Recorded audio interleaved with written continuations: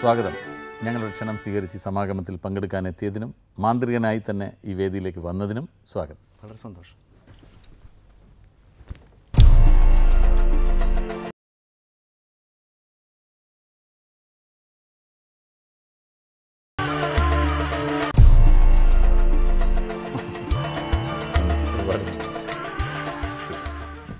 പത്മരാജൻ്റെ ഒരു പ്രധാന പ്രൊഫഷൻ ഇത് തന്നെയല്ലേ, മാജിക് തന്നെയല്ലേ?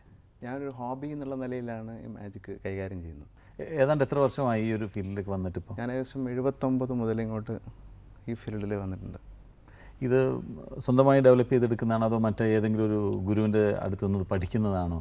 ഞാൻ SLC കഴിഞ്ഞ ഉടനെ ഒരു ഗുരുവിനെ തേടി കർണാടകത്തിൽ പോയും എൻ്റെ അച്ഛൻ്റെ സുഹൃത്തായ ഒരു സിൻഡിക്കേറ്റ് ബാങ്കിലെ ഒരു ഓഫീസറായ ഒരു ശങ്കർ ഭട്ട് എന്ന് പറഞ്ഞ ഒരു മാജിക്കാരൻ്റെ കീഴിൽ അതിൻ്റെ ബേസിക്കായിട്ട് പഠിക്കുകയും അതിനുശേഷം സ്വന്തമായിട്ട് കുറേ ഐറ്റങ്ങൾ ഡെവലപ്പ് ചെയ്യുകയും ചെയ്തിട്ടുണ്ട്. ഇത് നമ്മൾ പറയുന്ന മാജിക് ഒരു കലാരൂപം എന്നാണല്ലോ അല്ലേ? അതെ. അതായത് നമ്മൾ എൻ്റർടൈൻ ചെയ്യാൻ വേണ്ടിയിട്ടാണ് ഈ കല ഉപയോഗിക്കുന്നത് അല്ലേ? തീർച്ചയായിട്ടും. പക്ഷേ ഈ കല ഒരുപാട് ദുരുപയോഗം ചെയ്യപ്പെടുന്നില്ലേ ഈ മാജിക്? പല രീതിയിലും അല്ലേ, ഭക്തിയുടെ മാർഗത്തിലും അതല്ലാതെ പല രീതിയിലും ഇത്തരം മാജിക്കുകൾ കാണിച്ച് ഒരുപാട് പേരെ വഴിതെറ്റിക്കുന്ന രീതിയും വരാറുണ്ട്. ഉണ്ട്. ഒരുപാട് വഴിതെറ്റിക്കുന്നുണ്ട്. ഈ മാന്ത്രികന്മാരൊക്കെ ചമഞ്ഞിട്ട് ആൾക്കാരായി രോഗ നിവാരണത്തിനൊക്കെ ഇത് ഉപയോഗിക്കുന്നതായിട്ട് നമ്മൾ കേട്ടറിഞ്ഞിട്ടുണ്ട്, കാണുകയും ചെയ്തിട്ടുണ്ട്. എങ്ങനെയാണ് ഇത് പഠിക്കണമെന്നുള്ളൊരു പ്രചോദനം ഉണ്ടായത്? എന്നാണ് അങ്ങനെ ഇത് മാന്ത്രികനാവണം, ഇതുപോലെ മാജിക്കുകൾ കാണിക്കുന്ന ഒരു മജീഷ്യൻ ആവണമെന്നൊരു തോന്നലുണ്ടാകുന്നത് എന്നാണ്? ഞാൻ പണ്ട് സ്കൂൾ പഠിക്കുന്ന സമയത്ത് ഞങ്ങളുടെ സ്കൂളിൽ ഒരു മജീഷ്യൻ വന്ന് പരിപാടി അവതരിപ്പിച്ചപ്പോൾ അത് കണ്ടിട്ടാണ് ഇതിൽ ഭയങ്കര താല്പര്യം തോന്നിയത്. അതിനുശേഷം ഒരു ഗുരുവിനെ തേടി ഞാൻ പല സ്ഥലത്തും പോവുകയും അവസാനം എൻ്റെ അച്ഛൻ്റെ സുഹൃത്തായ ഒരു മജീഷ്യനെ എനിക്ക് കണ്ടുകിട്ടുകയും ചെയ്തു.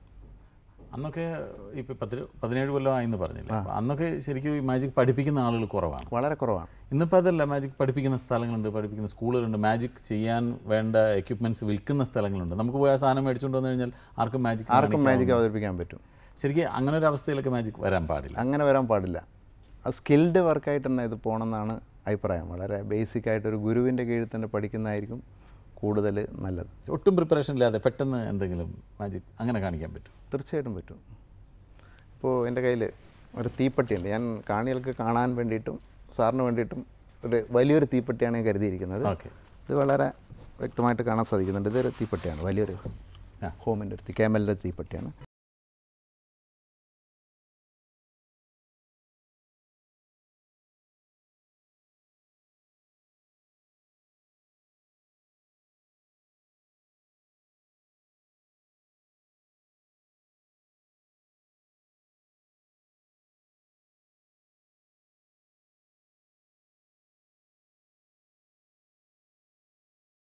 അനുസരണമായിട്ട് ഒരു തീപ്പെട്ടിയായിട്ട് മാറും.